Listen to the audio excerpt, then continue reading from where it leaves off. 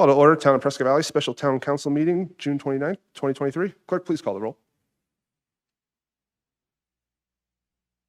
Councilmember Leyva. Here. Councilmember Greer. Here. Councilmember Dickinson. Here. Councilmember Hepperly. Here. Councilmember Schumacher. Present. Vice Mayor Hunt, not here. Mayor Palguda. Present. We have a quorum. Thank you, ma'am. I know it doesn't show on our agenda because it's a special town council meeting and sometimes it gets left off, but we need to do the invocation tonight, and we're going to have the town attorney lead us in that.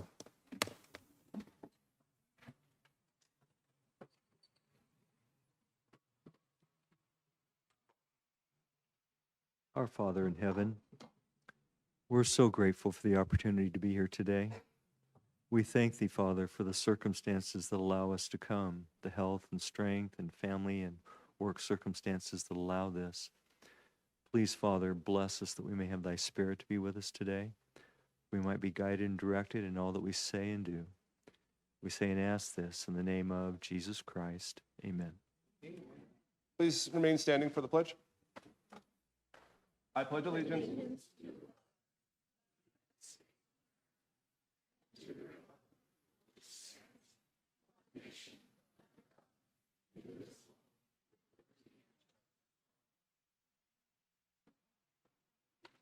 Thanks, everyone.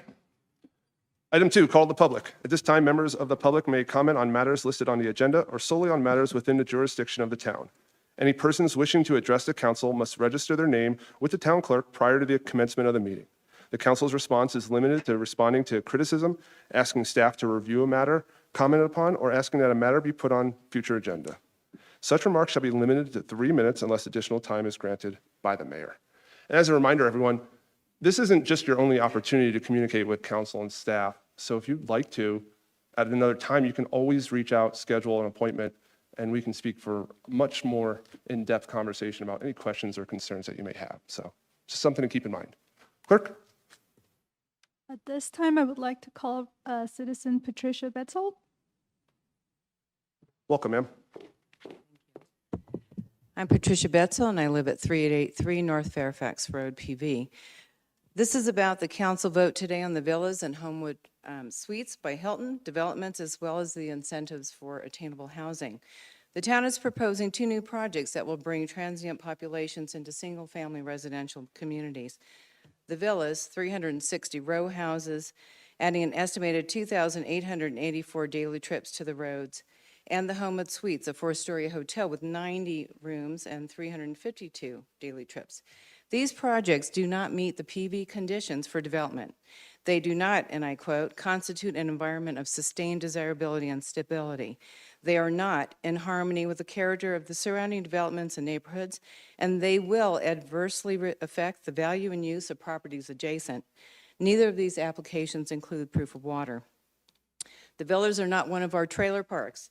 They are more than 3 times as dense, packing in 2-story high, 2 to 3 bedrooms each, with 6 units at times sharing sidewalls.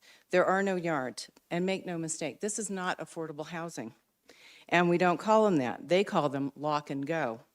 The hotel is simply on the wrong side of the road. This property is in a single-family residential area with a dentist, grocery store, and 3 churches. It is currently zoned residential and small commercial. The town council has held its own public hearing, and they've decided to make a revision. The revision is to charge a surcharge of 2% on all rents for every unit every month. And they've decided that the projects are a benefit to the community. We don't know what community they're talking about, but certainly not the communities that have showed up here protesting. Are we putting an investment company from Georgia that works under the name Prescott Valley Holding above the concerns of our residents? Mayor, Vice Mayor, Council, and staff, would you like to walk into your yard every morning in the shadow of a 4-story hotel, or listen on the other side of the people smoking, drinking, and who knows what else? Would you want your kids to play in a yard across from a 4-lane road, or walk to school past the 360 rental units packed into just 33 acres? Would you introduce these units into your communities where you live? The proposed villa property was originally zoned single-family rural in 1990. People have been living there since the 70s. The town has increased zoning density steadily despite protests from the public.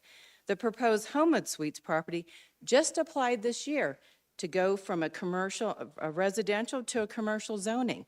The responsibility of this change rests solely on this mayor and this council here before us. Let's stop projects from ever getting to first base. Planning department, let's get comfortable with just saying no when PV standards aren't met. We'll save everyone time and money, including the developers. When the town and council stand up and enforce our codes, let's not wait until the last appeal and ask our residents to do it. It's your job. Thank you, ma'am. Clerk?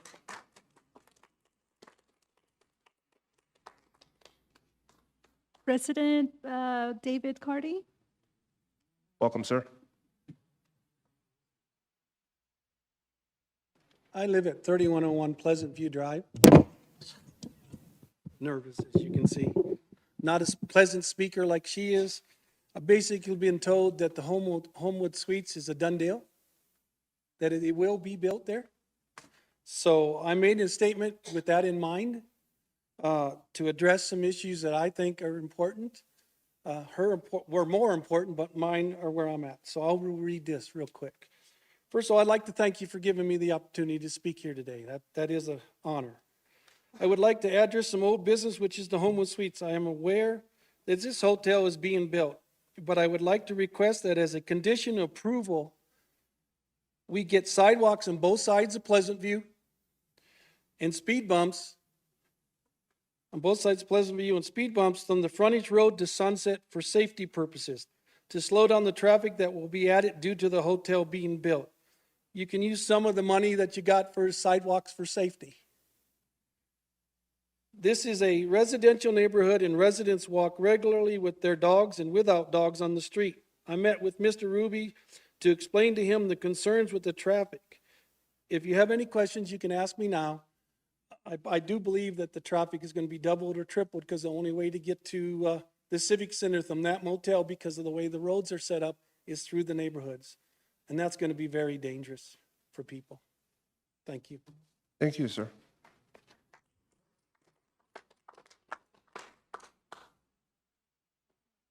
Citizen Sharon Fulmer.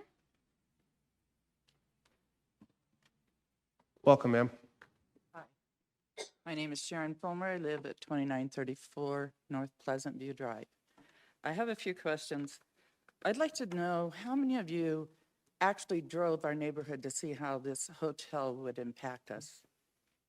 Has anybody ever went over there and actually looked at the streets? Ma'am, unfortunately, we can't be involved in a dialogue back and forth. I know that, speaking for behalf of the council, I know that council has driven that, but we can't go back and forth on questions. Okay. But if you'd like to, Well, as it's I just said a earlier. I was just curious. Okay, also, has there been an internal traffic analysis of these streets, of Pleasant View and Horizon? I know we can have staff reach out to you, ma'am, Because I and was answer told that. that they were supposed to do that, but Right. I've never heard anything back on it.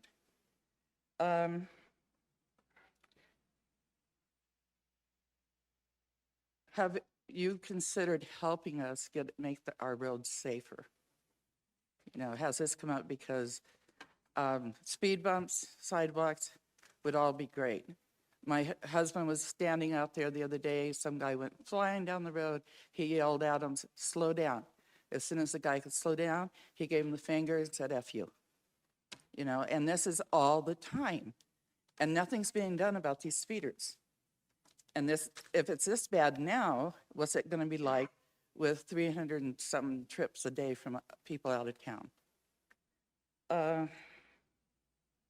How many of our new hotels that's been approved have been allowed to have rezoning in residential areas to be built? Because the two that I know that's going up are not in residential areas. And with all the land that we have, it just doesn't make any sense why it's being built there. I truly understand that we need new growth. You know, I understand that, and change. And I'm not opposed to either one of them.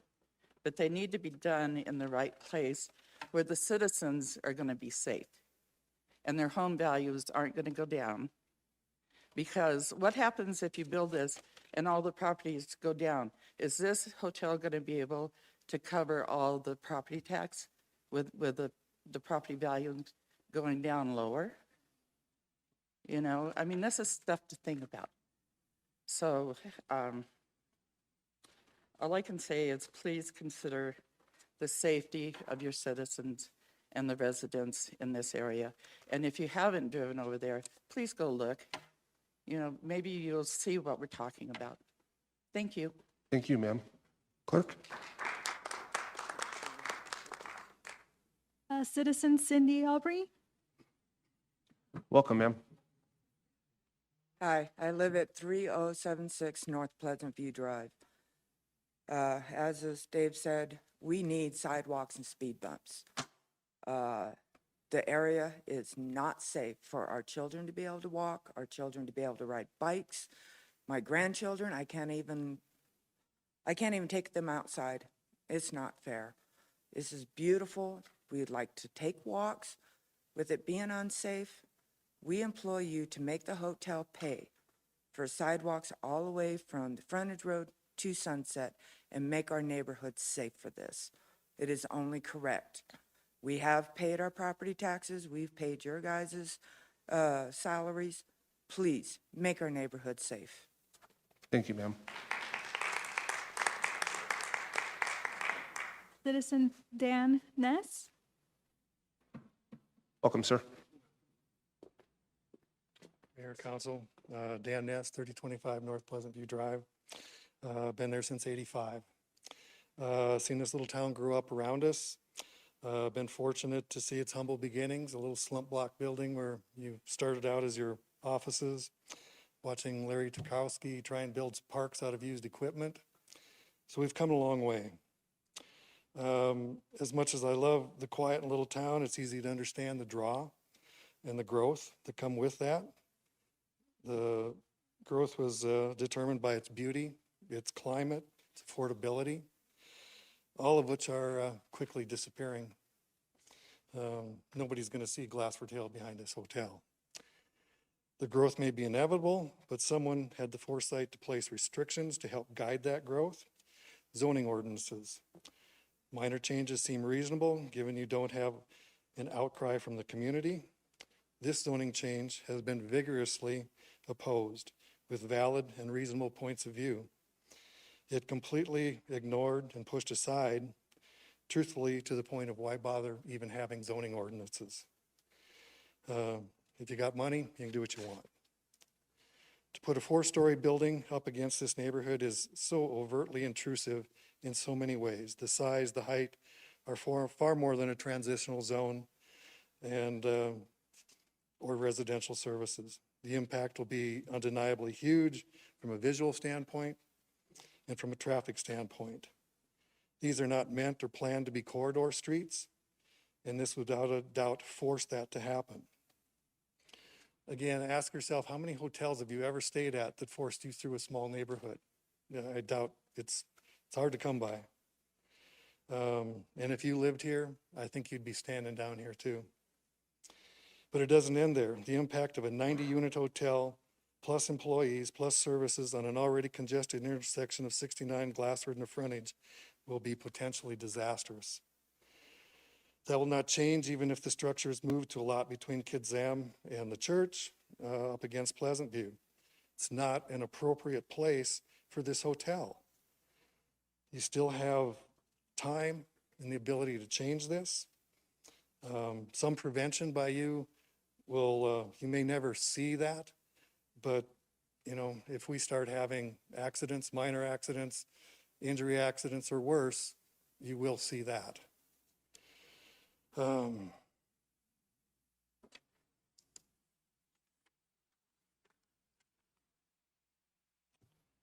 I urge you to take a breath and truly see if we can't find a better location for this hotel and a safer place. It just doesn't work there. When we make a poor decision somewhere along the line, we have to keep making decisions to cover. One quick thing. After the second planning and zoning meeting, we were chastised to be careful what we were wishing for. We were wishing for a quiet neighborhood, a safe intersection. Ms. Rutherford was very clear to that. I thought she was addressing her board, but she was addressing us. Please take time to be sure that you get what you wish for here, please. I'm not threatening, just please. Thank you, sir.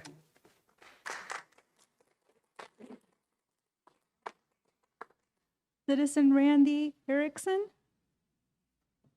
Welcome, sir. Good evening, Mayor, Town Council.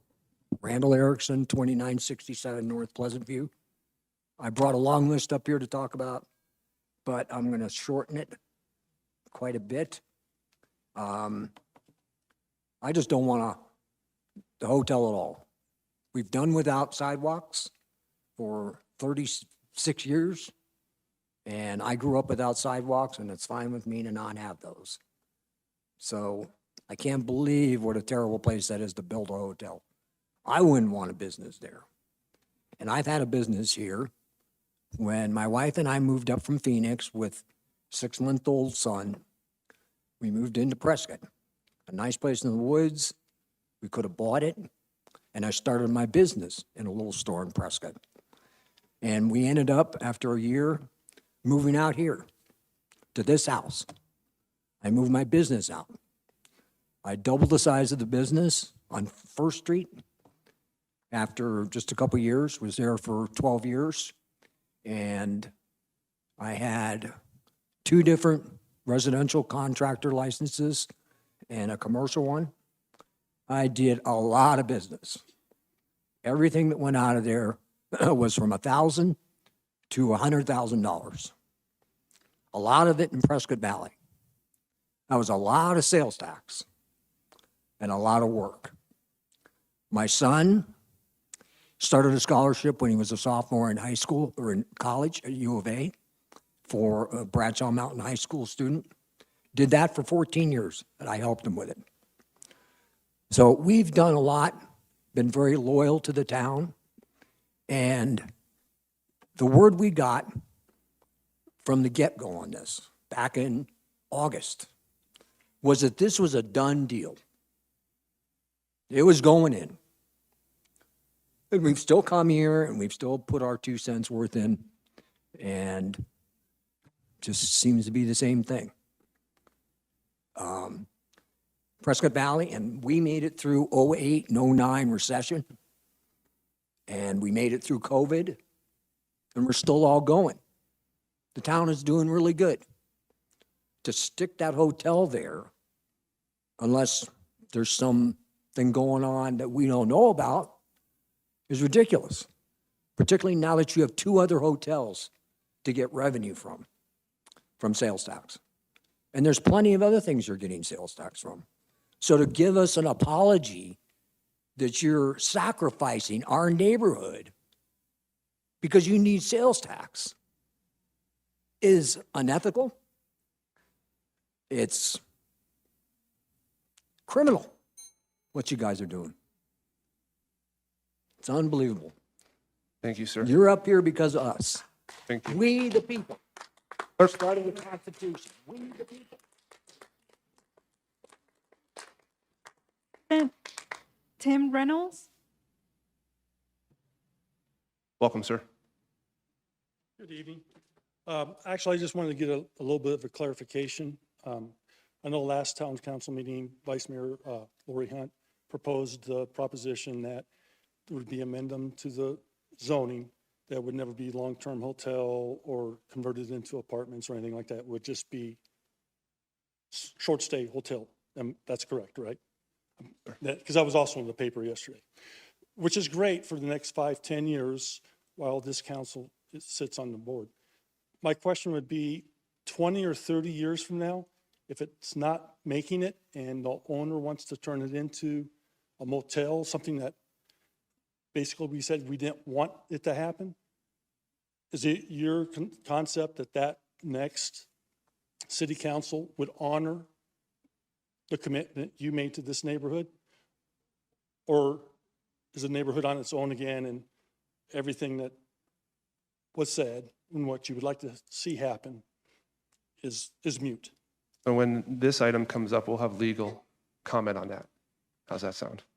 Okay, I would just like to know, nod, yes or no, what 20 years, 30 years will look like. Understandable. Okay, thank you. Thank you, sir. Clerk? Citizen Jerry Blakemore? No, no, no, sir. Welcome, sir. Thank you. I want to talk on behalf of the Homewood Suites, but I really want to talk on behalf of Prescott Valley. Cities don't grow unless you have master plans. The master plans sometimes get created as the years progress over time, and it changes all the aspects of every city. But a lot of the people here are concerned about devaluation in their property values, and I'd like to address that too. I know that 30 years ago, when a lot of people moved here, you could have bought a house in downtown Prescott for nothing. And today they're millions of dollars. If you go down to downtown Phoenix 20 years ago, you could have ran telephone poles down the street, not hit anybody. Today that property is through the roof in value. Old Scottsdale. You can name almost any city in America that the younger people want to move closer to the amenities. And this neighborhood, as it grows, the values will increase. People will buy the homes, renovate them, maybe tear them down eventually and build larger houses because these aren't very, very large lots there. And you have to frame a city. This hotel helps frame the entrance to Prescott Valley. And that's what we're looking for, is to build a town that has corridors that wants people to come here. You can't recruit doctors and lawyers and people to work in the hospitals unless there's a place for them to stay, to be interviewed. When you want them to buy a home here, not buy a home in Prescott. When they do that, they want to bring their friends here. They have to have nice hotels to bring their friends. They want to have nice restaurants. They want to be able to walk to places. And that's what you're building here, and that's what we're looking for in the future.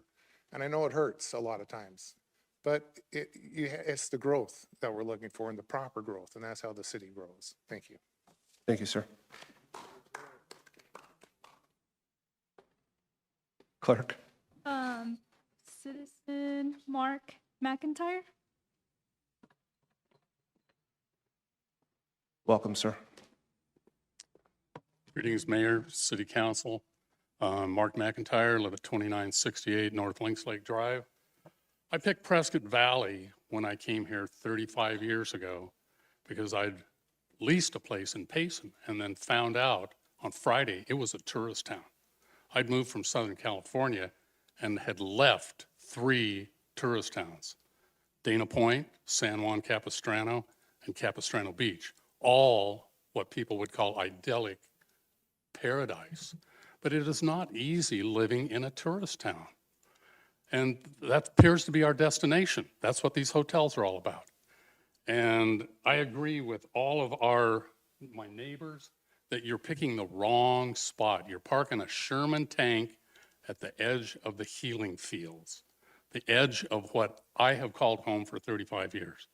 And where now I'm going to die there because I can't leave. I can't go to Yarnell like I like because there's no facilities there.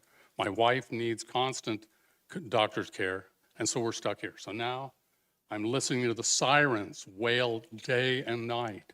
I'm waiting while I try to get out on Sunset, which the new and improved conditions got people cutting off the highway down at Prescott East, and we've got 10 times the flow down that street that we ever had because it's a nice chunk of road.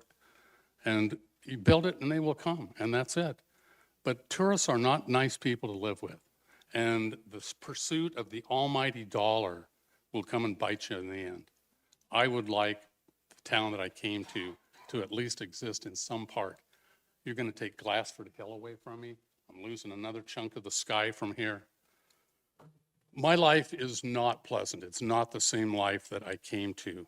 And I don't have anything to look forward to. I thought you were my representatives, and I don't feel that anymore. As much as I've learned about what goes on here, you've really let me down and disappointed me. And the Unit 1 is over 60 years old. My house is 43 years old. One across the street was built in 75. First house I rented was on Valley View and Horizon. It was built in 1960. Thank you. Thank you, sir. No one else, Mayor. I'm sorry, no one else? All right, thank you, ma'am. Moving on to council comments. We'll start on the end. Councilman Leyva, anything? No comments? This is our last meeting for the month, or going into the month of July. We're not going to have any meetings. And then I'm going to be missing the two council meetings in August because Flynn Brown cohort starts. But I will still be watching the meetings and engaging because the town streams on Facebook and YouTube. So you can always go on and watch the meetings and get the information for yourself on what is going on, not just in council meetings, but also in work studies or study sessions. And you don't have to rely on cherry-picked 60-second clips that you might find on social media taken out of context when you can go get the information for yourself. I was thinking today while I was working out, because I do a lot of thinking while I'm working out, if you were to refuse to open a dictionary and then get mad at Webster's for keeping spelling a secret, it wouldn't really be a reasonable reaction. So when you don't take the opportunity to engage in meetings with town staff, email and ask questions, and you don't know what's going on, that's not anyone keeping secrets from you. That's just not going out and finding the information that is really super readily available. Nobody's trying to keep anything a secret at any time. So I have more rants planned for later on, but I'm going to save those for different items. Thank you. Thank you, ma'am. Councilwoman? So earlier today, we had a board meeting for CASA, and I just wanted to give a little bit of an update. The Father's Day recently, the lunch was a success, and the Desert Rose Dancers donated $2,000 to our program. So I just wanted to give them a shout out and say thank you for that. CASA stands for the Central Arizona Senior Association, but you don't need to be a senior citizen to volunteer there or eat meals there or participate in the activities. It's just if you are a member, you get a discount on the meals and some of the items that they offer there. We celebrate you on your birthday month, and you even receive a beautiful birthday card. So annual membership is affordable too. It's $30, and again, you don't have to be a member to enjoy this facility and all it offers you don't have to be a senior citizen. They also offer sponsorship opportunities for you or your company, and they currently have 1,067 members. In a town of our size, that doesn't sound like very many, in my opinion. Meals on Wheels is for everyone as well. It's currently $6 to have meals delivered to you, and you can pay as you go or plan ahead and prepay, whatever is most convenient. Dining room lunches are $5 per person, so you can't beat the price for joining friends, and you don't have to cook. Everyone is welcome. After the surplus food has been designated for the Meals on Wheels and in-house meals, the invitation to shop in CASA's food pantry goes first to the volunteers, then to the members, and then finally to the public. Suggested donations are $1 per bag.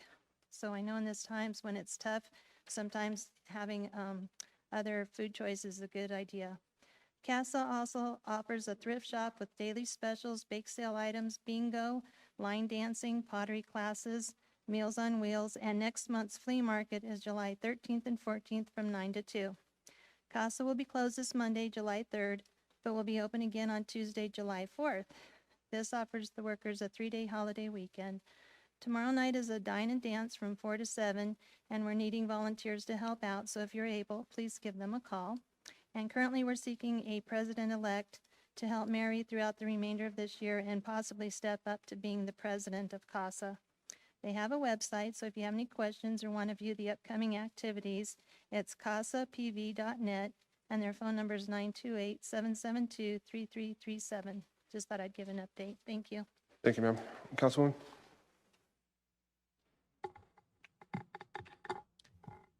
I just want to make a brief comment. We so appreciate all of you coming and your concerns and sharing with us your histories and where you live and your lifestyles. I know that I have lived here many, many years myself. It'll be 29 years this September.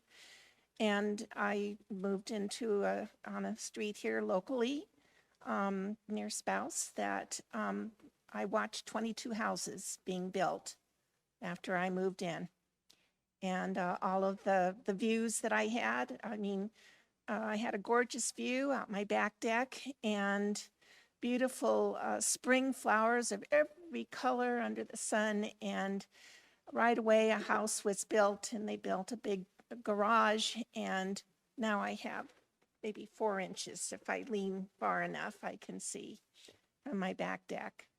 And then down the street, at the end of the street, is a 2-story tax preparation building that they've used for various things that they put up about 4 years after I moved in. And I have the same problem with traffic. I can't walk. Once a car stormed by me and I was walking and I literally fell into one of the gutters. And it was, so it's, our streets, as was mentioned last week, we need sidewalks. But we also need funds to pay for the sidewalks. And they come from different pots. And this project at least will provide sidewalks of some nature. It's going to be beautifully landscaped, and I know there's pros and cons about it, and it's hard to swallow and hard to accept. I attended a couple of different events where people were crying for hotels. I said the only place we could find was the resort, and they were attending events in Prescott Valley. I mean, we're in a situation as we grow and as we proceed in the 21st century, things are changing, and I'm getting older. We're all getting older. The town is growing, and we just, we are experiencing aching pains in many ways. And so I just want you to know that it's not, what you're sharing is not going on deaf ears. I mean, it's affecting me personally and has over the years. And so I've seen our antelope leave. I've seen a lot of things, and it's been hurtful and hard to accept at times. And it's not that we're hard-hearted or that we're deaf and dumb here. We do hear you, and I just want you to know how I feel. And I wanted to share with you, last week I shared with you about this organization called LASER, the Large Animal Shelter Emergency Response Organization, where they take in large animals, horses, farm animals, and during times of emergencies like fires and natural disasters. And they had a drill, a simulated drill in coordination with the Yavapai County Office of Emergency Readiness this last week, which I participated in. And it was, there were probably a good 20 of us that showed up. And when we saw the smoke from Scottsdale this week, and it's a dry season here, I just want you to know that there are organizations that are getting ready and preparing themselves for the season, the fire season, and we all need to be alert and on top of it. No cigarettes out the windows. I actually saw a fire start because of that, and the chains on the back of cars. So anyway, that's something that we all need to be conscientious of during this period of time. Thank you very much. Councilwoman? Tomorrow is the 10th anniversary of our losing our 19 hotshots. This morning, I attended an event at the Granite Mountain Interagency Hotshot Crew Center at the Gateway Mall. It was really a lovely event and very well attended. Mayor Good spoke, the Prescott Fire Chief Durst spoke, and the surviving hotshot, Brendan McDonough, spoke. They also had the Arizona Pipe and Drum Corps, which was really spectacular. It's a sad 10-year event, and tomorrow in Prescott at the courthouse is another memorial for the 19 young men who died. And it starts at 3, I believe. So if you want to attend that, it's certainly worth your time. 2 o'clock, sorry. Thank you, ma'am. Mr. Davison, item 4, manager's report. Mr. Mayor, members of the council, just a few things. Next Tuesday is 4th of July. We are very excited. The town team has been working very hard over the past number of months to prepare for this. It is moved to here at the Civic Center because it has grown so large at Mountain Valley Park. We wanted to be able to accommodate more food options and activities for kids and family members. And so this campus enables us to do that. So here at the Civic Center will be kind of the heart of activity. There'll be a live music, food trucks, carnival rides, bounce houses, and it's all free except for the food. And so please come here. If you're looking for more of a laid-back environment, Bob Edwards Park, not just down the street from here, will be a great place for families to be if you don't want a whole bunch of activity taking place. And then at the Toyota Finley Center parking lot will be a tailgating zone, and it'll be an opportunity where, you know, families can barbecue, have grills, and those types of things. So lots of activities. Starts at 3 o'clock. Will conclude at 9:30. Fireworks will go off at 9. So going to be an exciting time. As Councilwoman Hepperly indicated, we have no council meetings for the month of July. Our first study session will be August 3rd. We'll be preparing for that. And our monthly report for June will be prepared and then sent out and then placed on the website for public viewing in probably second week in July. Thank you. Thank you, sir. Item 5, consent agenda. All matters listed under consent agenda are considered routine by the town council and will be enacted by one motion. There will be no separate discussion of these items. If discussion is desired, that item will be removed from the consent agenda and will be considered separately. Council? Councilwoman Hepperly. I just have a couple comments on 5C and 5D. I just wanted to acknowledge the appointment of Tom Pattinson to the Board of Adjustments and the reappointment of Megan Assay to the Library Board of Trustees. We thank you for your service and appreciate you. Anything else, council? Thank you, ma'am. I'll entertain a motion. Mr. Mayor, I'd like to make a motion to approve all items listed under the consent agenda by electronic vote. A second. Clerk, please call the vote.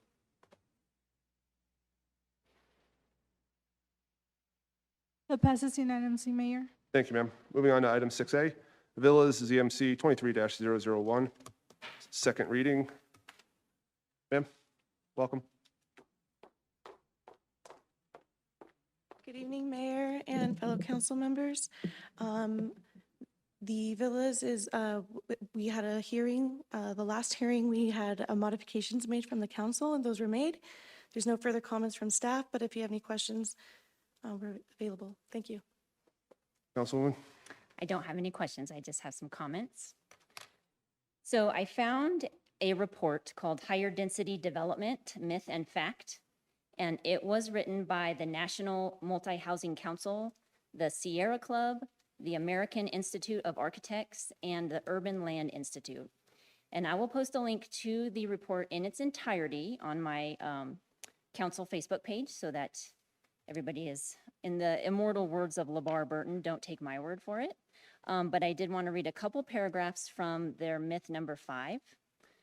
Higher density development, this is the myth, higher density development is environmentally more destructive than lower density development.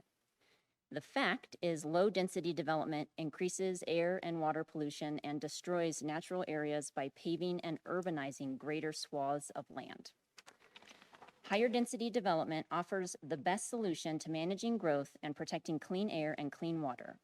Placing development into already urbanized areas that are equipped with all the basic infrastructure like utility lines, police and fire protection, schools, and shops eliminates the financial and environmental costs of stretching those services farther and farther out from the core community. Compact urban design reduces driving and smog and preserves the natural areas that are assets of the community.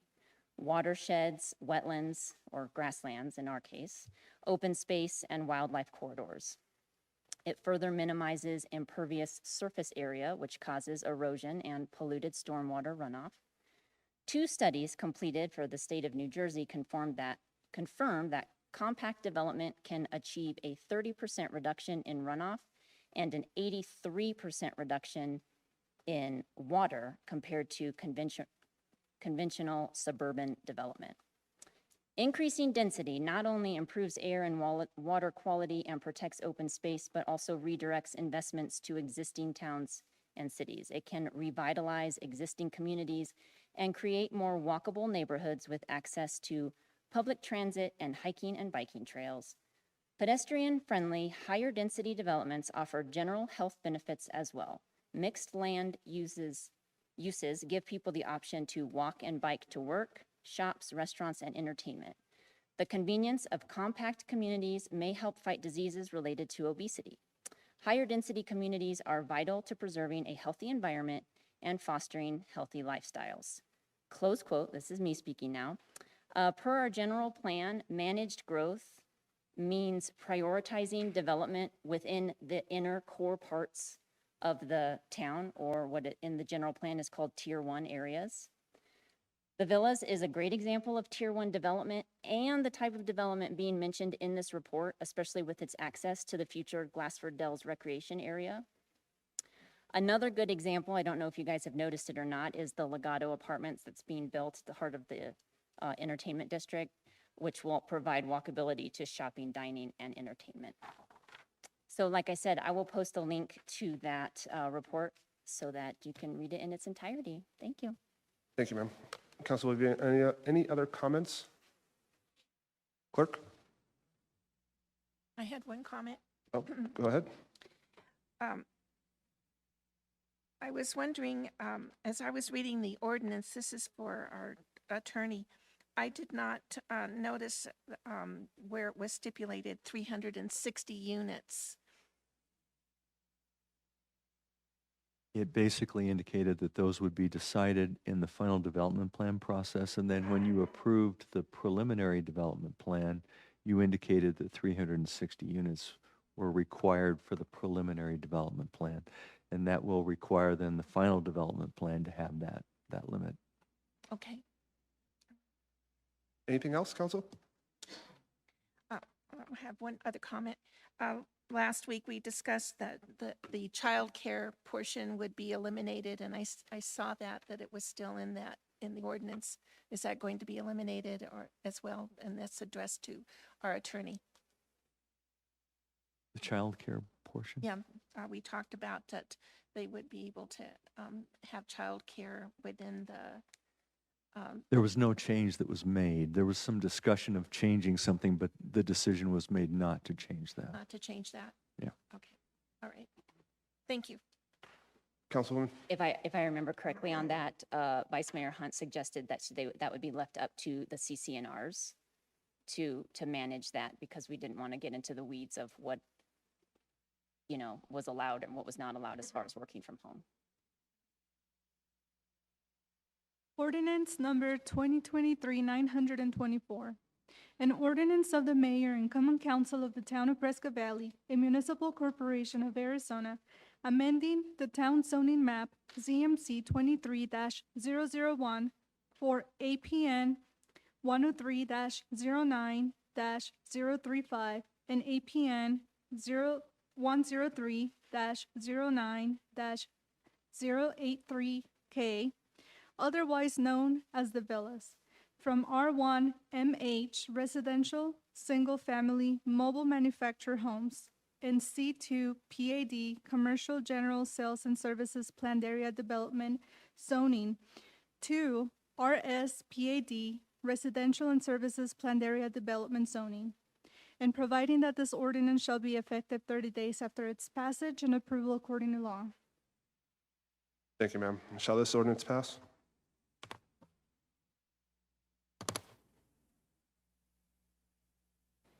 Mayor, that passes unanimously. Thank you, ma'am. Item 6B, Homewood Suites by Hilton, ZMC 23-002. Mr. Ruby. Thank you, Mr. Mayor, members of the council. Staff has nothing to add other than the conditions that were imposed by the council at the previous meeting for the zone map change. Be glad to answer any questions if you have them at this time. Mr. Mayor, if you'd like me to respond to that question. Yes, sir. proposal tonight is to adopt the zoning with a condition that you've described, that the use can only be that of a hotel.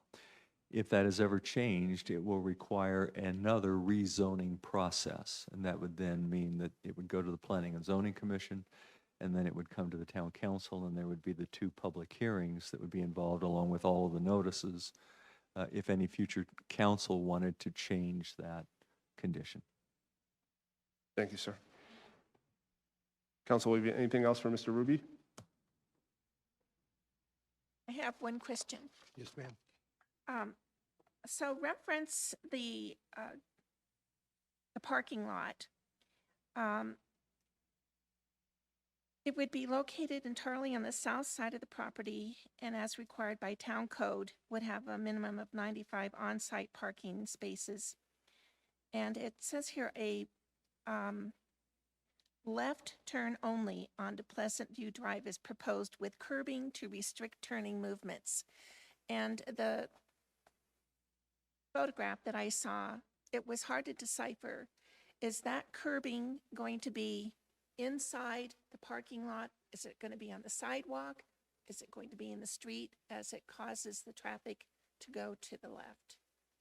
As proposed, council member, the curbing would be probably a 2-foot, 18-inch to 2-foot curb that only allows traffic to go from the parking lot into the street, into Pleasant View Street.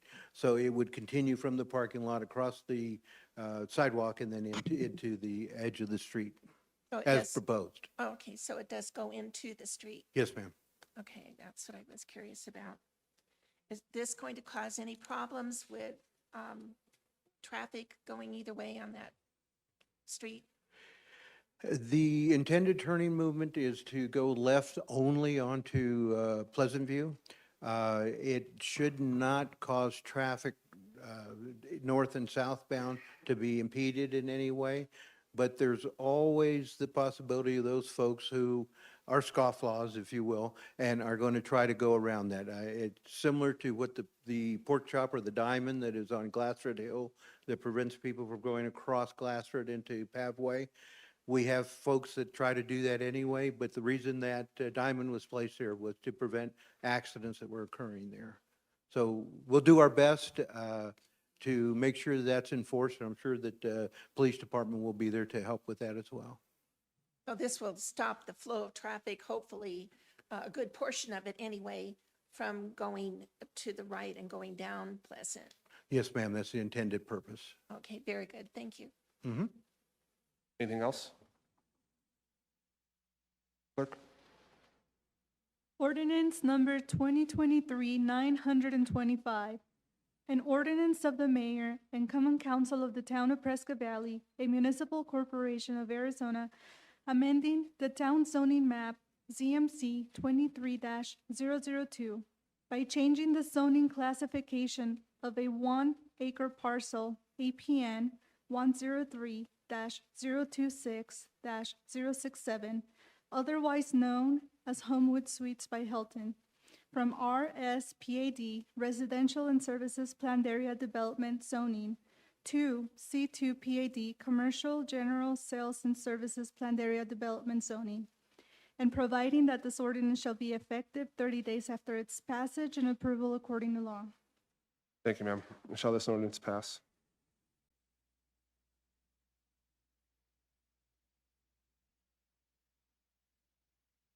Mayor, that passes unanimously. Thank you, ma'am. Moving on, item 7A, classification and compensation study, results and recommendations. Ms. Halverson Mays, hopefully I said it correctly. You did. Good evening. Welcome, ma'am. Thank you very much. Thank you for having me back. I was in front of the body about a month ago to talk about an update on the comp and class study, and we are done. So this evening here is to give you an overview of what the recommendations are, and then I will entertain if you have any questions. I did put together a couple of PowerPoint slides just to help navigate the conversation.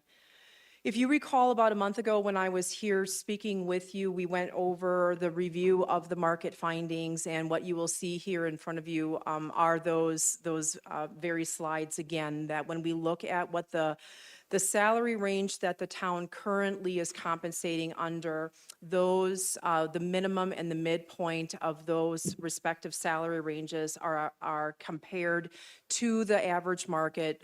Those comparable organizations that we solicited market data from, and that then tells us that your current salary ranges that you have are significantly under market. That's why you see a lot of the red versus the blue. And as a reminder, red is not good and the blue they are okay.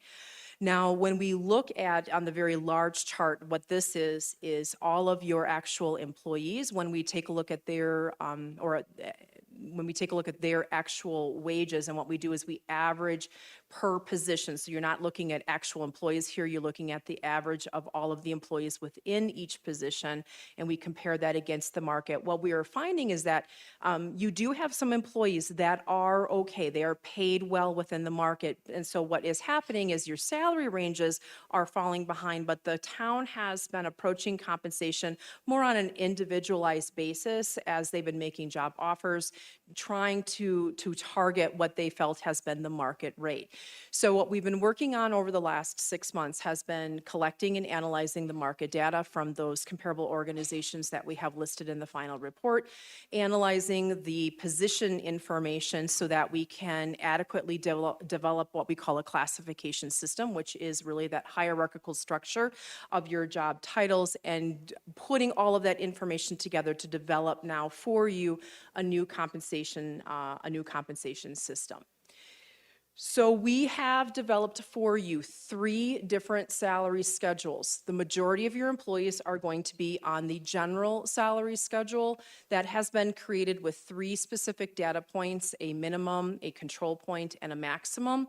The range the range or the spread between your minimum and your maximum is going to be between 40 and 50% to give good flexibility for recruiting, and also to be able to retain your high-performing personnel. We have reduced the number of pay grades. I think we talked about that the last time, that you had so many pay grades, there was very little difference between those pay grades. And at that point then, it becomes problematic for us to really decipher, well, what's the difference between pay grade 26 and 27 as an example. So we've scaled the number down, we've put more room in between those pay grades, and that's going to help alleviate compression within departments, and it's going to provide for the employees to have a more meaningful promotional process. So as they start to elevate in their career ladder opportunities, then they will, that promotional wage adjustment is going to be more meaningful for them. The second salary schedule is the police salary schedule, and that was not actually developed by McGrath. It was developed by an outside consultant, I believe, within the last couple of years. And I find that structure to be well intact. I don't make any recommendations on the structure itself, just simply making a percentage adjustment to better reflect the market. And so you will see that it is largely what it was, other than we have made a recommendation for the adjustment so that you are aligned accordingly. And the third salary schedule that we've developed now is for your seasonal staff. The town currently has single rate pays for your seasonal personnel. You have almost 50 of these employees, and their rates of pay have never really been established on a standardized system.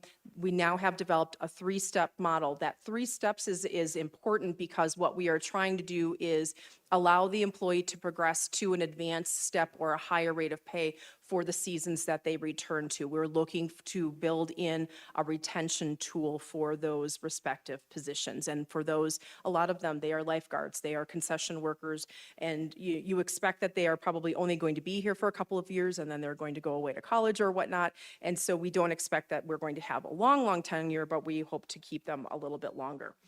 When we take those 3 recommendations or those 3 salary schedules and we apply all of this to your employees, how this is going to break down is approximately 2/3 of your employees are going to be going to the new minimum of their new salary range. and whatever that percentage is required.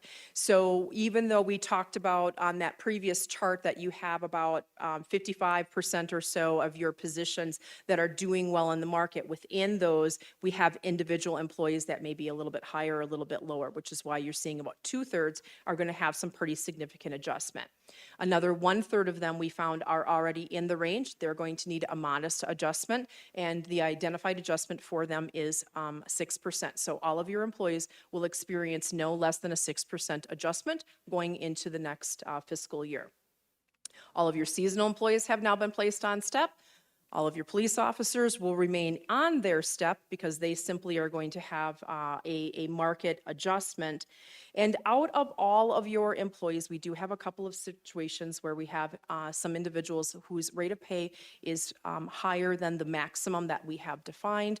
Those positions then, they become a red circle situation. They don't lose any compensation. We just simply don't allow them to build the base any longer until they start, until their salary range starts to catch up.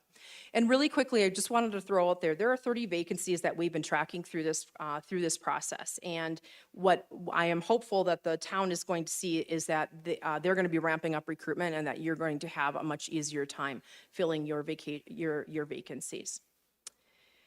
In terms of classification, classification is your job titling. It's also how we have developed the hierarchy within the organization. We have had a variety of job titles that some simply don't really have a lot of meaning behind them. And what we have done is we've developed an entirely new structure for all positions to fall under. There will be, when you look at them, you might see that there are some exceptions. There might be a legislative reason or maybe an industry standard that we decided that we were going to allow the positions to hold. But other than that, what we have done now is we've developed your classification system will be assistant and technician, specialist, coordinator, supervisor, manager, and director. And we have defined what that is going to mean. We will then, what the next step in our process is to develop your job descriptions, and then we will further define what that is going to mean for each individual position going forward. The last series of recommendations that you have in front of you is other recommendations, and that is going to be the maintenance of your new system. There has been an extraordinary amount of time and effort from the town personnel, from working with administration and HR, your department directors, and even your employees to complete position analysis, position documents for me to be able to analyze their positions. And we've gone through a lot of work to establish a new model for you that is based on data and that market, your market comparable organizations. And we want you to be able to maintain that. So we are giving you some recommendations on how to do that. The first thing is that we want to make sure that you are aligning your salary structure annually against what your comparable market is doing. And that means that you're going to want to be reaching out to those comparable organizations and understand what they are doing with their salaries so that you can also be cognizant of that and consider, how you need to compare with them, whether you're going to average it or you're going to use the CPI. I mean, some of those are going to be some policy questions that the town can answer. We want to make sure, because we have developed 3 salary schedules for you, it is not going to appear so when you look at them, but they have all been developed harmoniously, all right? And so if you have one schedule that starts to have differing salary adjustments from another schedule, then things are going to start to go off kilter again. So we are looking for you to have equity between the schedules. And I am recommending that the organization do this again in another 3 to 5 years. And that is usually the amount of time that if you're going to have any type of issues within a particular industry in the market, we're going to be able to capture it before it becomes a substantial problem where the town may be experiencing some turnover or some difficulties and challenges with recruitment. So we won't be doing it quite at the level that we did this. This will consider a complete reset. The next time we go through this with you, it's going to be a a much easier process for the entire organization to get through. And then the last thing that we are recommending is that for the next couple of years that you use a third party to analyze the new positions and any kind of pay grade changes that might be required. And the reason why is that historically the policies that the town has used has not necessarily followed a specific methodology. And we have developed that. We have set your structure according to that, and we are hopeful that you will maintain that going forward. So while the departments are learning what this new process is going to be, it is probably best to allow the third party to continue to place those positions with the same methodology. And then in a couple of years, it would be it would be prudent to talk with human resources and perhaps teach somebody in-house if you decided you wanted to take it in-house. In terms of how an employee is going to progress through the model, this is something that has been established by your administration that is going to be performance-based. And so what our recommendation is to make sure that as the employees are progressing with their merit adjustments each year, to be cognizant of not only that performance component, but also the cost of living, so that the employees are maintaining where they are at personally within the market. And then the last thing that we have are some policy recommendations, and HR is going to take some time to review those, analyze, and determine what is going to be best for the town. Those policy recommendations are provided to you because as your compensation consultant, I will recommend that you do everything very objectively, and you will do it equitably. You will do it repeatedly across the board. It will be the same, that individuals are not going to be treated any differently. And that is really the most objective, equitable, and defendable process. And that's really what you want in today's day and age. So in closing, we have provided you a compensation model that is absolutely data-driven. It is subject to the market and is going to be a large investment into your community. I am a true believer that an investment into your employees is an investment into your community. I will take any questions that you have. Thank you, ma'am. Council, we have any questions or comments? Councilwoman. So for the performance-based compensation plan, are you guys recommending a review? How are you recommending to measure that performance? Is that going to be included in? The performance tool has been developed by by administration and human resources, and I probably would ask if Terry, if the HR director, could answer that question, if that's okay. Sure. Welcome, ma'am. Good evening, Mayor and members of council. We're very excited that as a companion piece to this, we are now going to be using, as of July 1st, the NeoGov platform. That's a software system, and their particular module for performance monitoring and looking at goals for all employees is actually called Perform. And our previous system was Performance Pro. So we have to translate to that new title for the module. Will be goals driven. Okay. And all of our employees, regardless of title and assignment, are being asked to identify jointly with their immediate supervisor and departments the goals that will drive their performance for this entire fiscal year. It will be driven by not only our strategic plan organizationally, but the needs of our community. And so we're very excited about that because it's very involved and very inclusive. We will log all of that in the module called Perform. And then what we are moving toward is what's called a comprehensive merit system. We believe we're as good as an employee that struggles. And by that I mean we have a commitment to each other, to help each other, to build skills, build development. And therefore, comprehensive merits, it's recognizing the work of the workforce as a whole. And so moving forward, we're now in place with this system, and future comprehensive merits will be granted to the workforce as a whole for meeting their goals and honoring the values and the commitment of the community as a whole.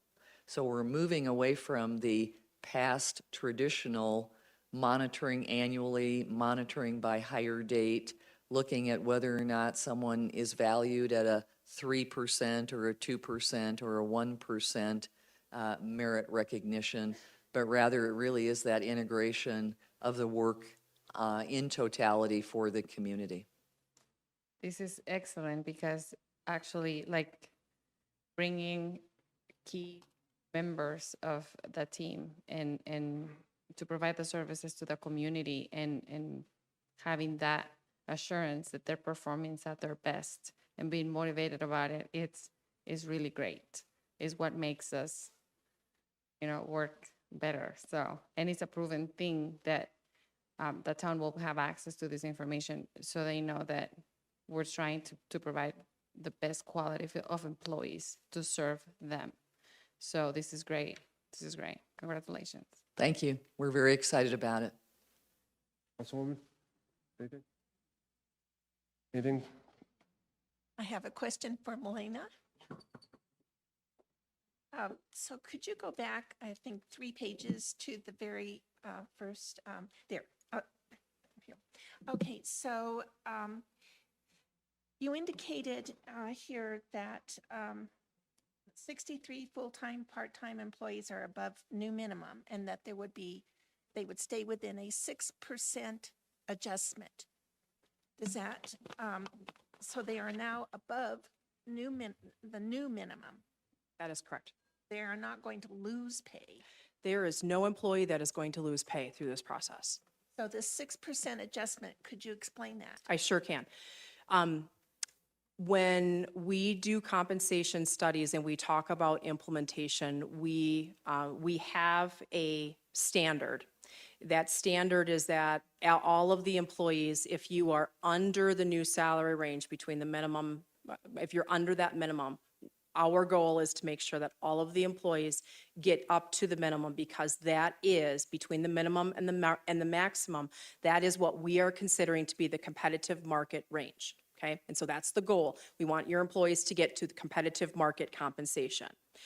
If your employee is already above that minimum, and let's just talk in a sample here. If you have an employee who's earning $15 an hour, and I've established your minimum at $20 an hour, I expect that all of those employees that are under 15 will get to 20 with it if they are assigned that pay grade. If they are already at $22 an hour, wonderful. That's great. That means that they are already in that competitive market. However, the town should be providing all employees with a salary adjustment going into the next fiscal year, because this is an implementation. There is not likely going to be any merit adjustments through the year. So this really is going to be the salary adjustments that the employees are going to experience for this year. Some of those salary adjustments might be greater than 6% to elevate them to the minimum, but we want to make sure that anyone who's already in the range receives no less than 6%, just given what the current market conditions are. So this is really a one-time deal, basically, as far as. It's an implementation. Establishing a base. That is absolutely correct. And then, and this is going to be your base now going forward. And then the town will rely on their performance programs to, move the employee through. So the employee is going to use their performance as that vehicle source to progress through the ranges. In addition to, on an annual basis, we are going to recommend that you take a look at your comparable organizations. And if, for the sake of saying, if all of your comparable organizations are going up 5% on average, then that is the conversation that we need to be having here as well, because we want to make sure that you are poised competitively with that comparator group as well. Very good. Thank you so much. You're welcome. Council, I'll entertain a motion.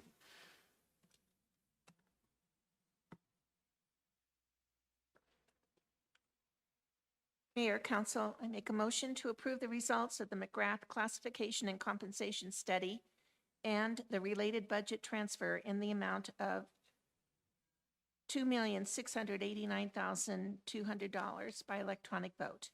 I'll second. Clerk, please call the vote. It passes unanimously, Mayor. Thank you, ma'am. Item 7B, High Performance Recognition Award Policy. Mr. Davidson, I believe this is yours. I'm going to punt it over to our HR director. Fair enough. It's a wonderful time to build on this. So Mayor and members of the council, again, recognizing high-performing teams, it is the driver for everything that we're doing with all of our human capital. I'll give you some examples of how we will recognize in a special way the opportunity for individual employees and teams to really excel. We want to introduce the high-performing team award system. And I believe you have in your packet of materials the overview as to how this will work. I'll give you some examples as to how a nomination could come forward. It might be because there are innovative activities resulting, again, from an individual employee and or team working collaboratively. There might be extraordinary customer service, and particularly on a continual basis in any of our service areas. We want to know, especially if that's recognized and citizens come forward and really talk about the work of our employees. That would be a driver for a nomination. Another opportunity is honoring the town values, integrity, ethics, fun, that we demonstrate that public service is not negative. Public service is a gift and a calling and an honor. Additionally, there might be work assignments above and beyond the normal scope of work. We're working with the McGrath Group to update all of our job descriptions. Scope of work will be very well defined, and many of our employees think nothing of going well beyond. So that might be a category. And then finally, is there innovation in technology or, for instance, the use of artificial intelligence? And that opens an entirely new, interesting conversation and potential for us. We're looking at bringing a community group together, community committee, and inviting personnel board, former members that were interested in doing that for us, and then extending and having a wonderful community involvement. Nominations will come up through the workforce. Department directors and executives will sanction those nominations. We'll have a short list of individuals, and there will be opportunity for individual employees and then receiving a stipend award, or teams collectively that have done something that's highly innovative. This will be the first time we launch this, and we do sincerely believe it supports everything we've just heard from Milena and her team, that this is the real implementation of recognition, so that every single employee and every team, there is no limit to their potential for contribution. And then there will be specific recognition in the spring of '24. You will certainly have all of that information. And we intend to create an Employee Hall of Fame. And so that will be located so that we can recognize visually, not only during meetings, but also visually for posterity, the employees that have contributed to the future of this community. Any questions that I can answer? Councilwoman, you have any questions? Thank you. I don't have a question, but I do have a remark. I can only see positive things coming from this. Yeah. I know in my career, it was always challenging, but to get that extra pat on the back, that extra kudo from our peers and from management, and to have something in our hands that we could put on our wall and look at and say, I did that. Something that just makes you feel proud about getting up in the morning, gets you motivated, gives you something to go get out the door, and when you get to where you're working, to go inside. And with all the challenges that face you, to know that there is something there that maybe you can contribute. And I just think that this is just absolutely wonderful and marvelous. Thank you. We believe we will be a national model on multiple levels as a result of this. I can see that, and thank you you. so very, very much for your hard work, both of you. Thank you. Yes, ma'am, I agree. Some agencies or some departments think providing their employees a pizza party is a way of saying thank you. This is much, much better than that. So Thank you. with that, I'll entertain a motion. Mr. Mayor, I'd like to make a motion to authorize the mayor to sign resolution number 2023-2324, adopting a high-performance recognition policy for town employees by electronic vote. I second it. Clerk, please call the vote.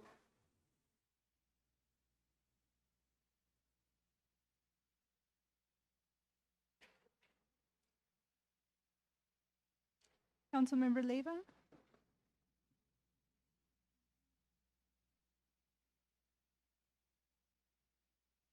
so that Hang on. passes without That's fine. Councilmember Greer's. Thank you.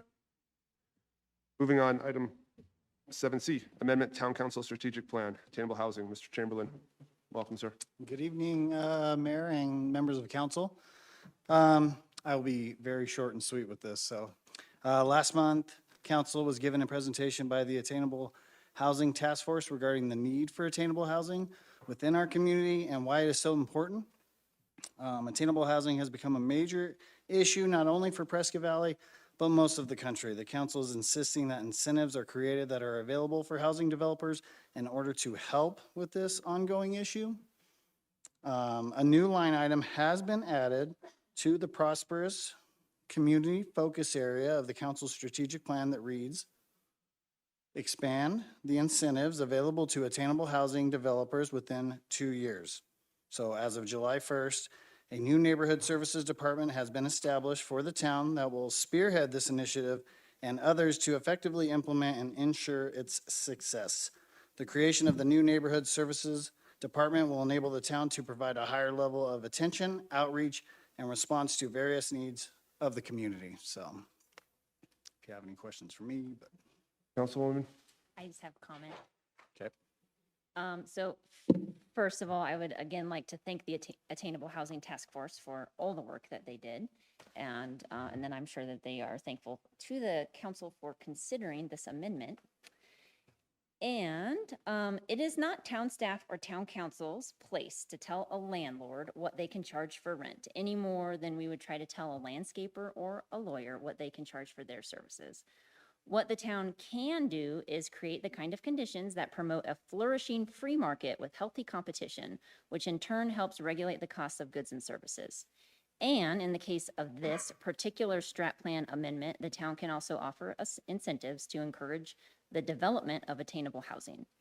Supply chain issues, rising construction costs, and staffing shortages can all contribute to a higher cost of development that then gets transferred to the homeowner or renter. Hopefully, these incentives can help offset some of those costs and make attainable housing more attainable. Thank you. Thank you, ma'am. Mr. Mayor, if I could add, I just want to make sure we clarify, by the use of incentives, we're not strictly saying it's financial transfers of funds from the town to a developer. There's a lot of creative things that will be a part of this incentive package. So it could be issues related to density. So if they do certain things, they could have certain density options. There could be developers that have state tax credits or federal tax credits for affordable housing, and they need to pay impact fees and other fees at a later point in the project, and that sometimes can make or break a project. So it's little tweaks like that. It's not the town giving a tax break to a developer to come in and do affordable housing. It's using our existing structure to be able to incentivize and be creative with trying to, make a project successful. Thank you, Mr. Davison. Council? Thank you. Thank you, Gilbert. That was going to be my question as to what the incentives were. But we knew when we went into this, as far as developing this strategic plan as a council, that it would be a fluid document. And this is obviously one of those items that this is expanding upon this, and we know that this could possibly even include other items as well. But I think this is great, and thank you very much. Anything else, council? I'll entertain a motion. Mr. Mayor, I'd like to make a motion to authorize the mayor to sign resolution number 2023-2326, approving an amendment to the town council strategic plan to add the goal of attainable housing incentives by electronic vote. A second. Clerk, please call the vote.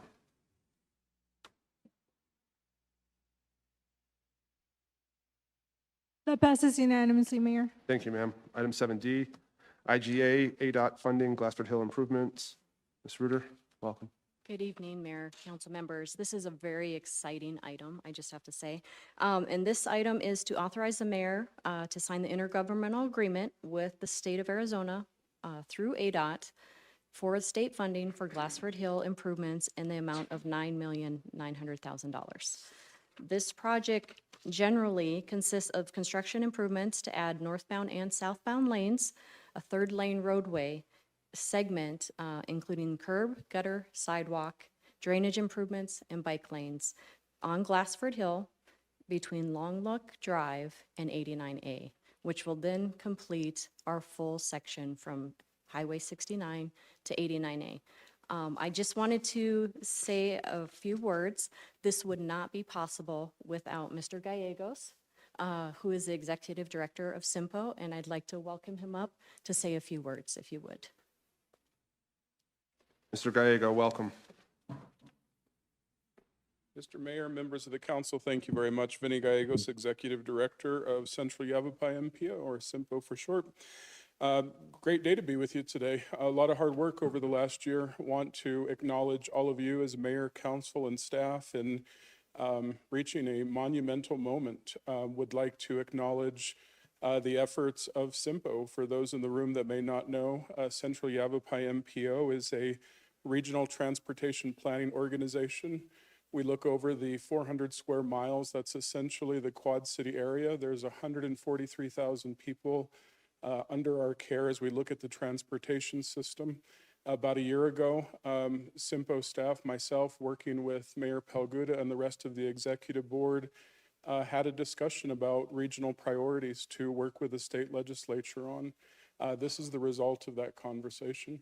We had two priorities. One was a highway priority, State Route 89 in the town of Chino Valley.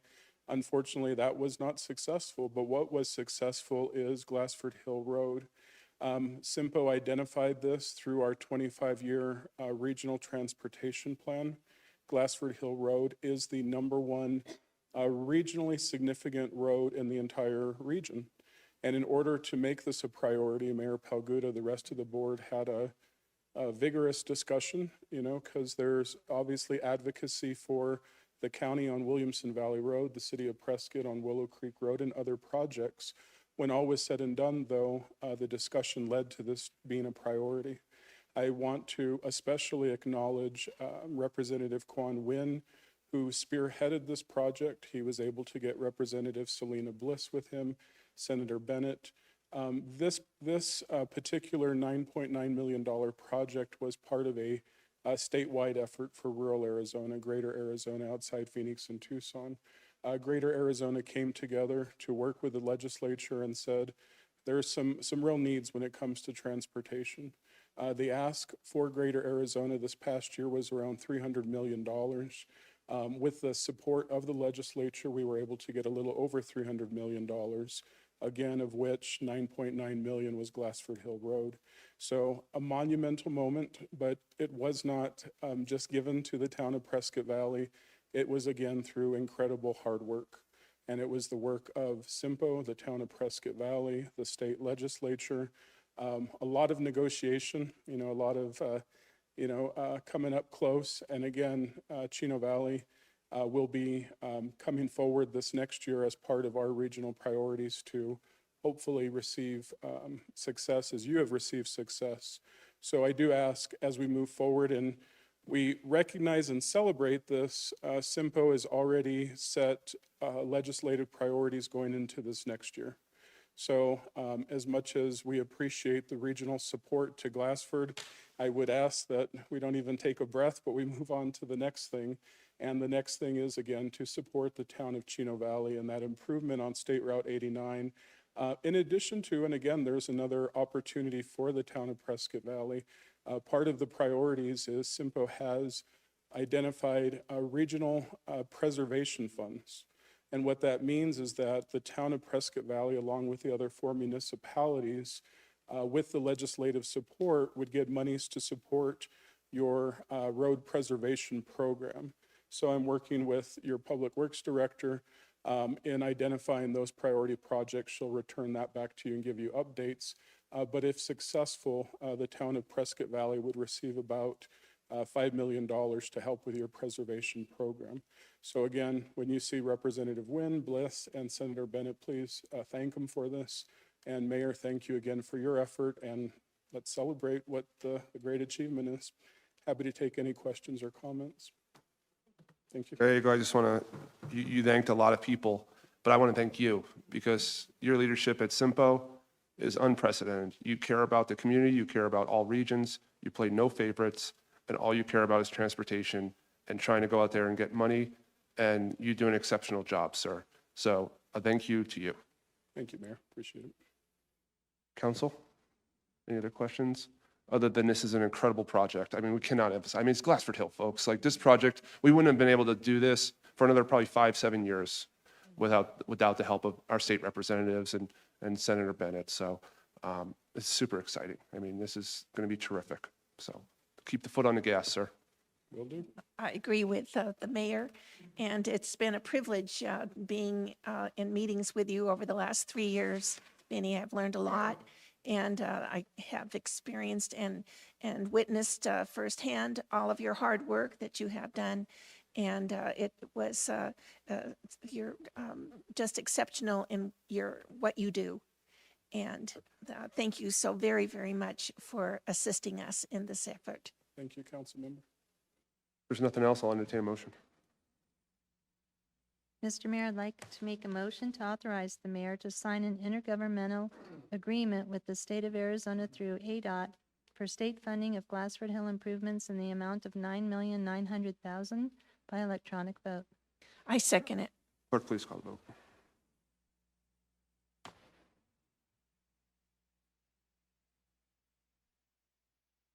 That passes unanimously, Mayor. Thank you, ma'am. Next up, item 7E, water and sewer rate study. Mr. Wadsworth. Welcome, sir. Good evening, Mayor and Council. Tonight, we're going to continue discussion and provide a status update on the water and sewer rate study. We've been before you previously.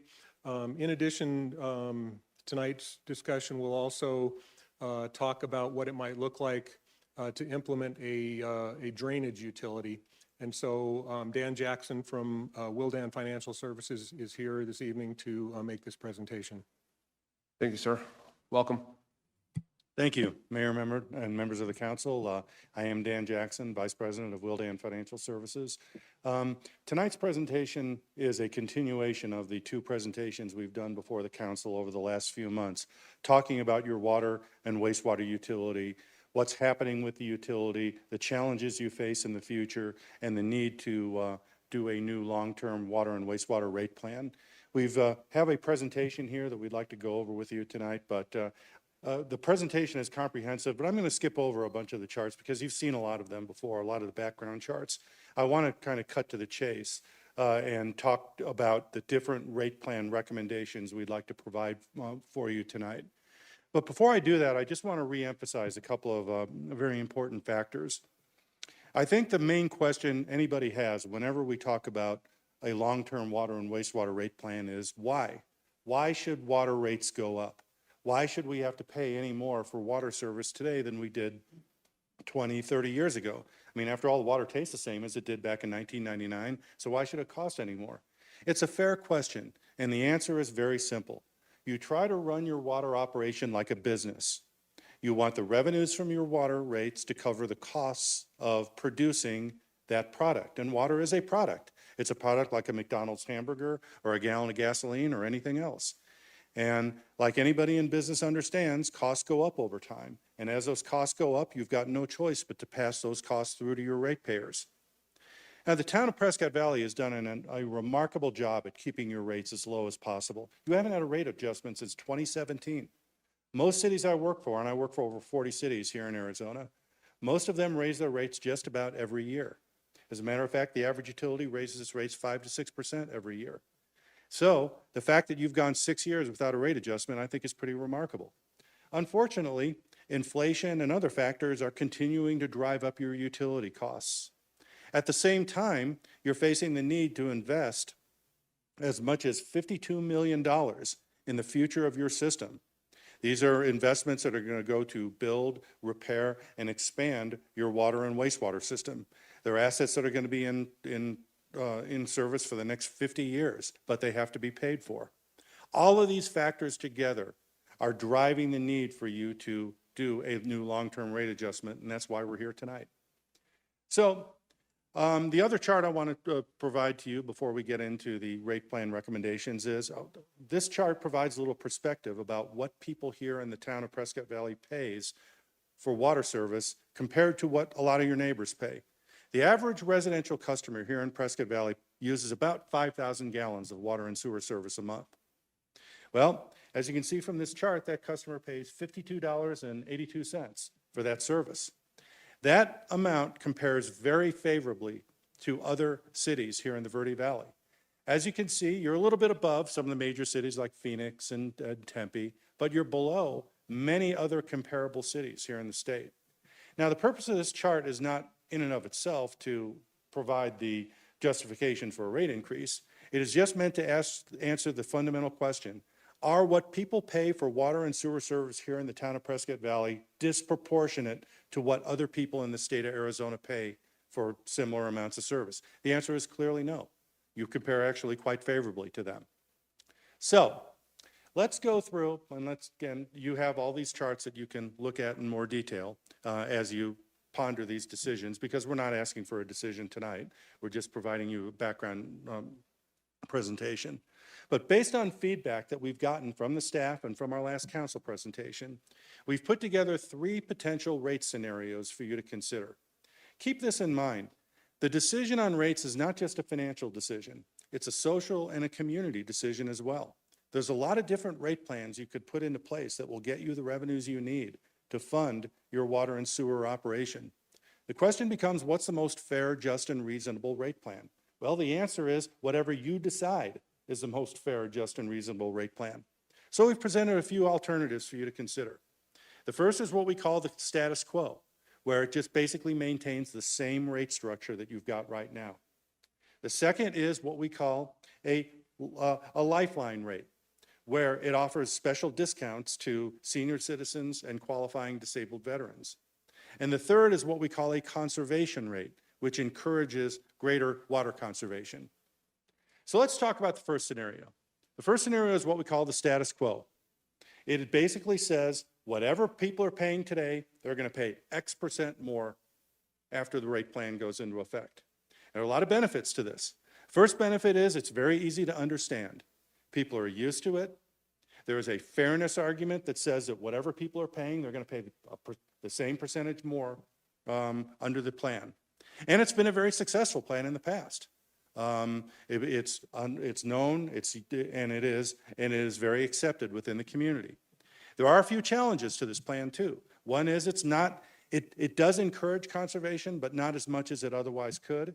And secondly, there's no low income or gallonage benefit. So I'm first going to show you the rates themselves, then I'll show you the impact on an average residential customer. What we recommend is that you implement a 5-year plan where you do rate adjustments in January of each of the next 5 years. So this rate plan right here shows you what those rates would be for your water customers and your wastewater customers. As you can see, for your water customers, you would see about a 50-cent increase in the base charge for 5/8-inch meters every year, with similar increases in each of the next 4 years. You'd see similar adjustments in the volumetric rate and similar adjustments on the wastewater rate. Now, what does this mean in terms of what people pay? Well, in this chart right here, as I said, remember, I said that the average residential ratepayer uses about 5,000 gallons of water and sewer service a month. Under this plan right now, a customer who pays $52.82 would see their monthly bill go up by $2.89 in the first year. That's about a 5.5% adjustment. They would see a similar adjustment of $2.47 a month in 2025, with a $2 increase in 2026 and lesser adjustments in 2027 and 2028. So a person who pays $52 right now would pay about $10 more 5 years from now.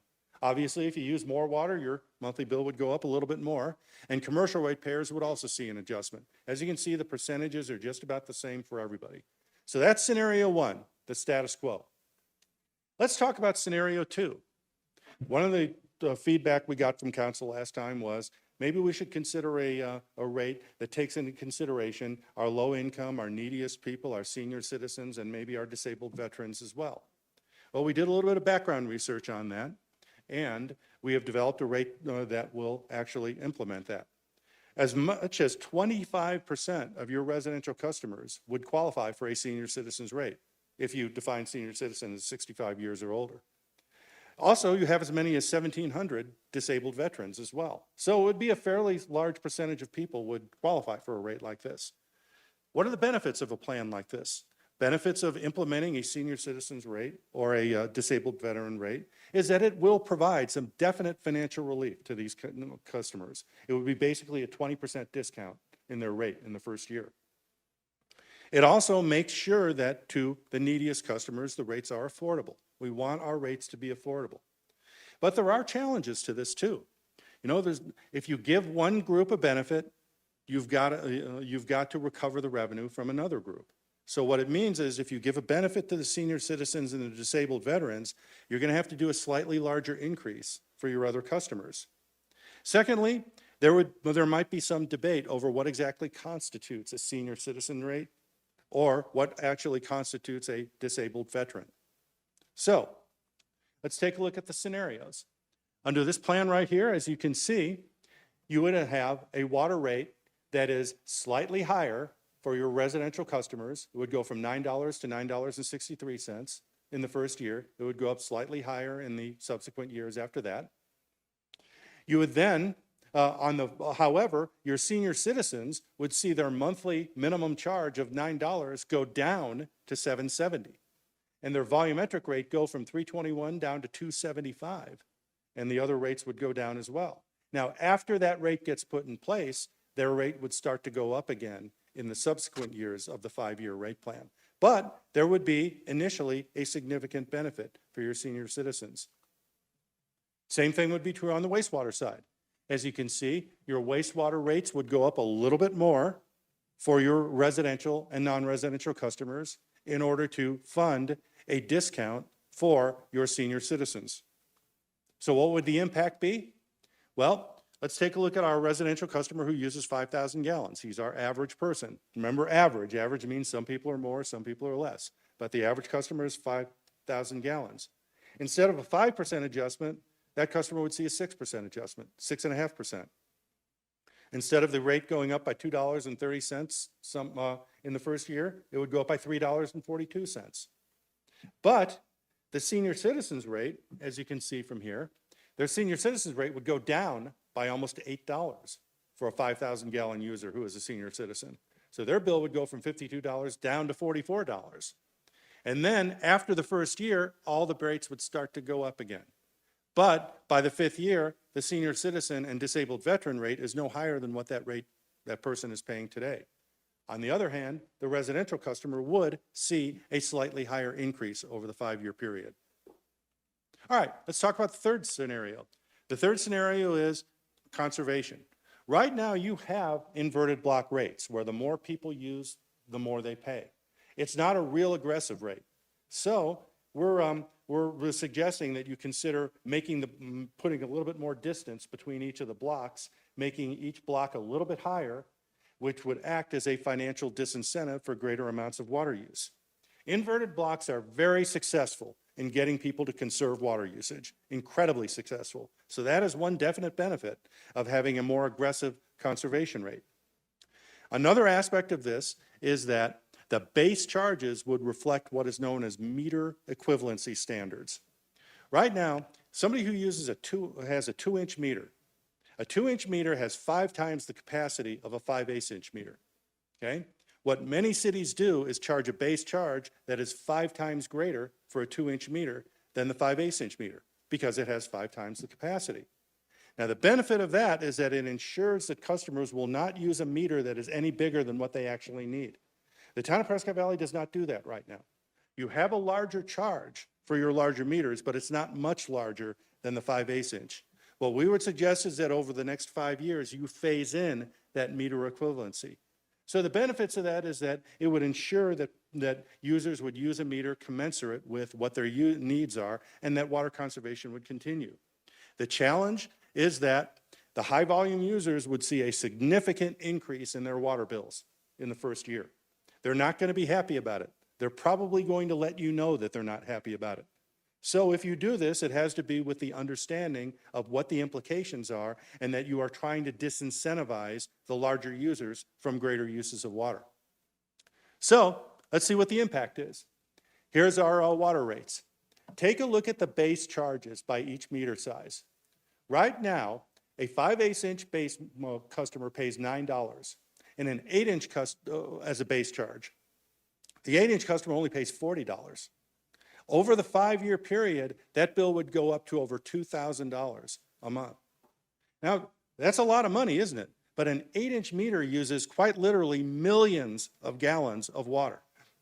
So it is a higher base charge, but it's because they are putting an incredibly great, more significant demand on the system, a demand that is almost 300 times as much what a 5/8" meter is. So yes, the charge is high, but the usage is much, much higher. And that is the purpose of the meter equivalencies. Sir, can I interrupt you for a moment? Absolutely. How many 8" do we have? in Very total? few, not more than a handful, half a dozen maybe. Is that right, Neil? About half a dozen at the most. And then that'd be a good number to have, just on how that affects the 8", the 6", the 4", like what those numbers look like for Prescott Valley. Actually, I think you look back, you have one 8" meter and you have 8 6" meters. Okay. Right? And you have 11 4" meters. So you don't have that many, but they are incredibly large water users. Sure. Okay. Okay. So what's the impact? Well, for your residential 5/8" gallon user, he's back down to his 5% increase because the higher volume users are paying greater amounts. Look at the person who uses 15,000 gallons. He suddenly has a 9% increase in the first year. So, I mean, we can go through numbers all night long, but the concept is a pretty simple one. You know, if you have a more aggressive conservation rate, the higher volume users are going to pay more, and that's going to give them an incentive to use no more water than they actually need to use. And in this day and age, in the 21st century, that's a very important thing to keep in mind. So, rate making is an art, not a science. There's a lot of different ways that you can go. What we would suggest is that you take a look at this presentation, think about the different alternatives, think if there's any other alternatives you'd like us to look at, and then we will come back before you one more time with the alternatives, at which time you could decide which plan you think would be in the best interest of the town.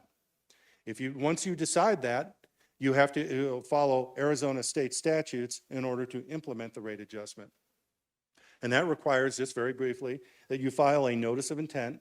It's a council action that says, we're going to think about doing a new rate plan. Doesn't obligate you to do a new rate plan, but it does say we're going to start a statutory clock. 60 days after you file that notice of intent, you have to have a public hearing where you get to invite me back to tell you all this all over again. I know you can't wait for that, but that's what's going to happen. After the public hearing, at which time you get comment and feedback from the public on the plan that you've chosen.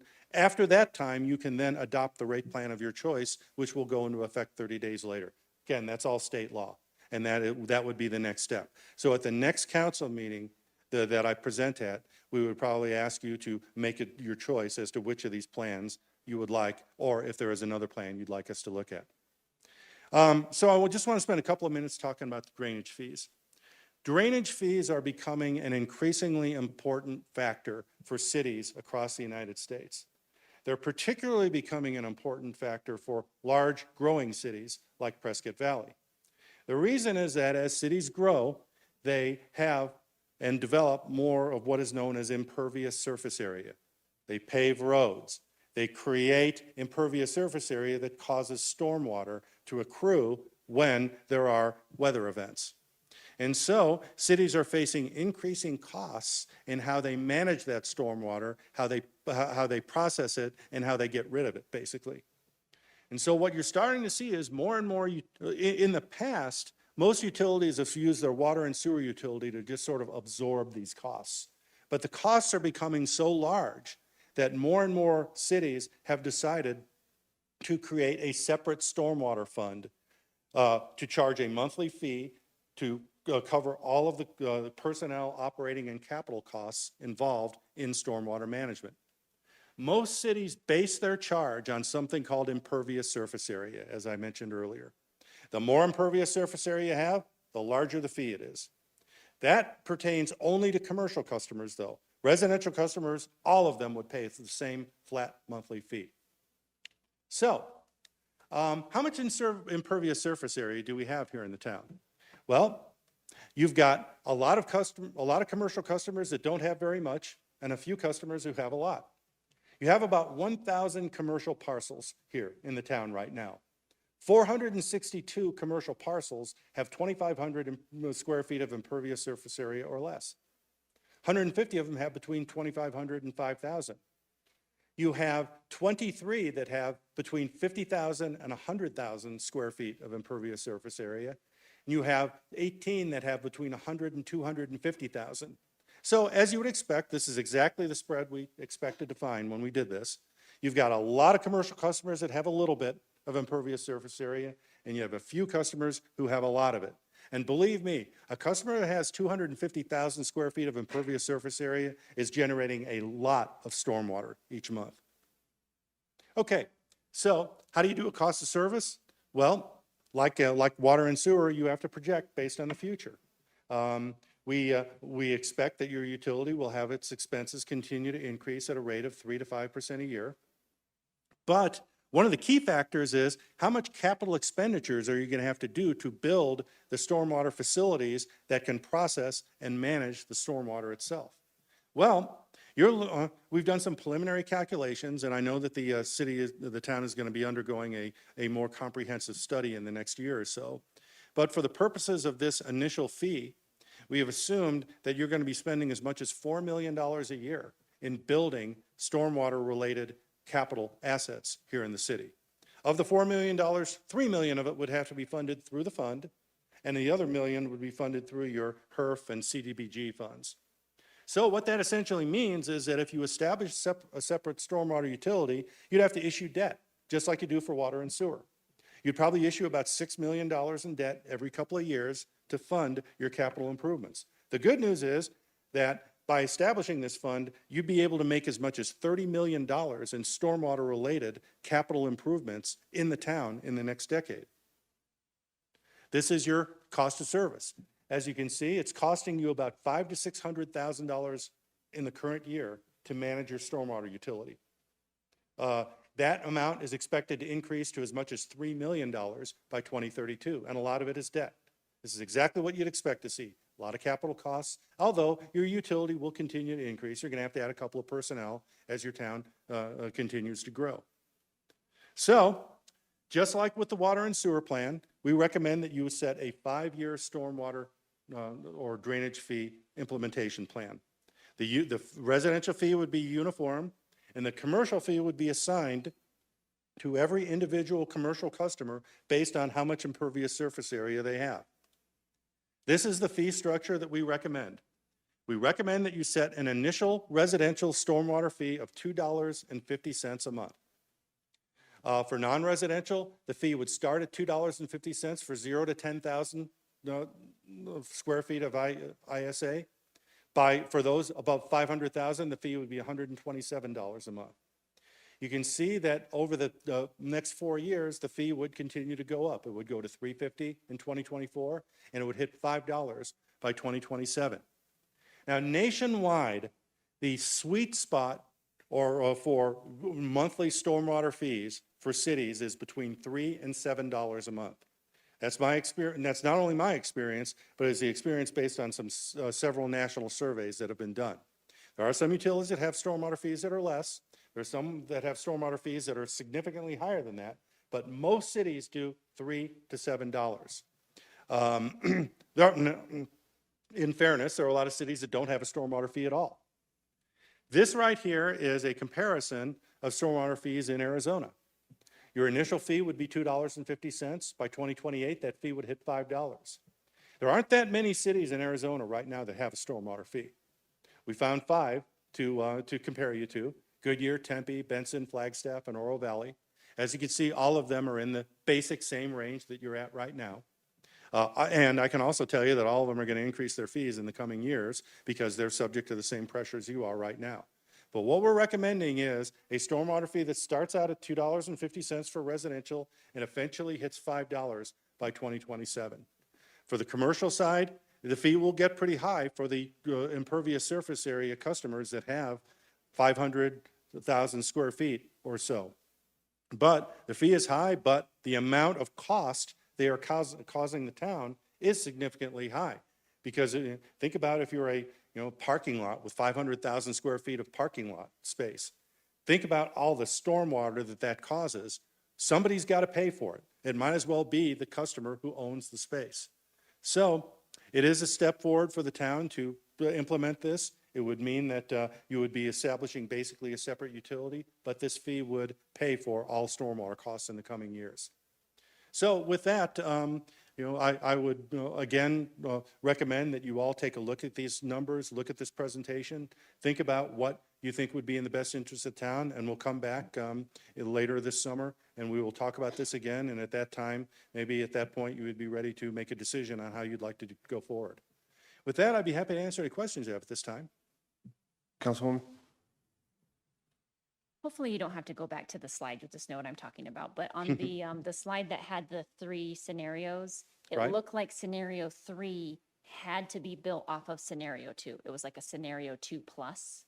It is, yes. So we couldn't do like a flat percentage rate increase and then charge more for the larger, Absolutely, you could. well, you could. Oh, yeah.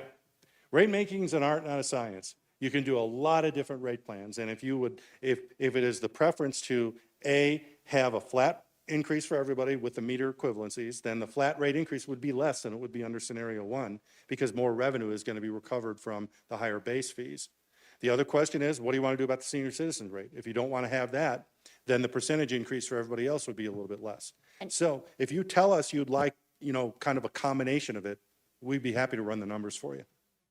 Yeah, because I don't love the senior citizen rate, just because that implies that all senior citizens are low income and nobody else is low income. And I understand the establishing low income in general is difficult, and that's why the senior citizen is just an easier way to go.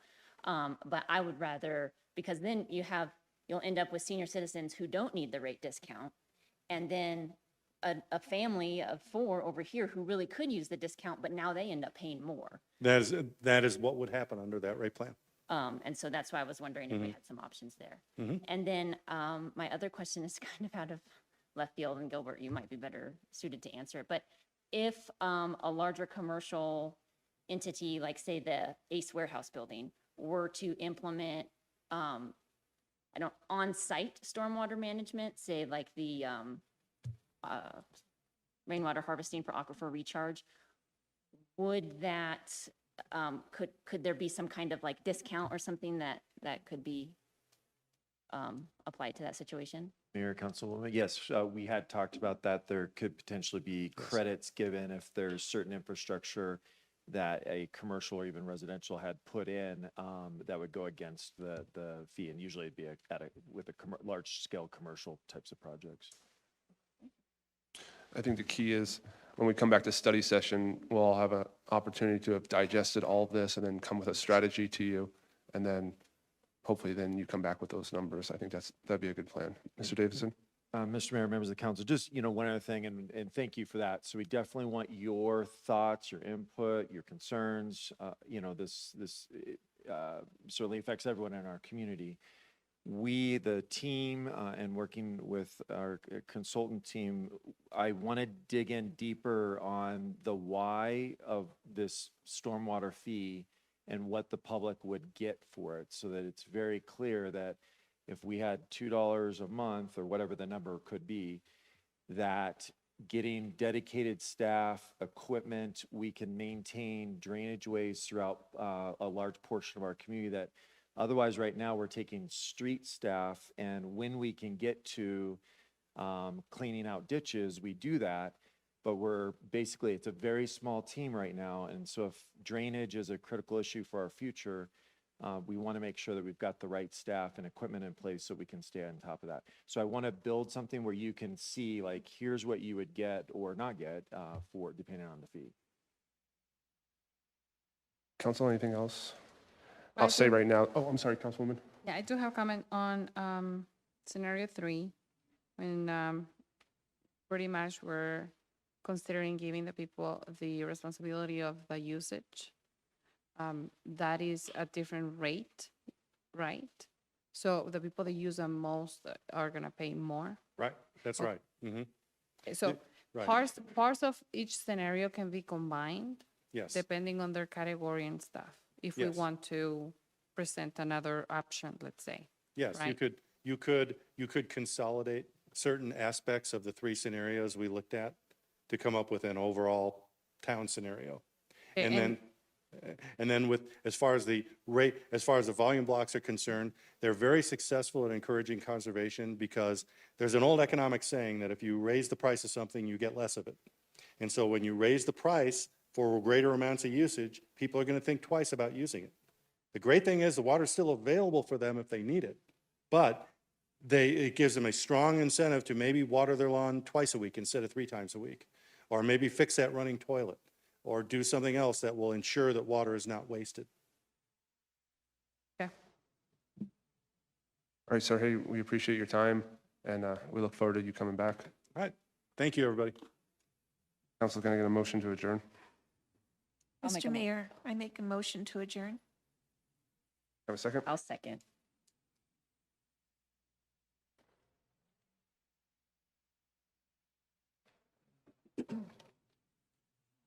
Passes unanimously, Mayor. Thank you, ma'am. Thanks for coming out, everyone.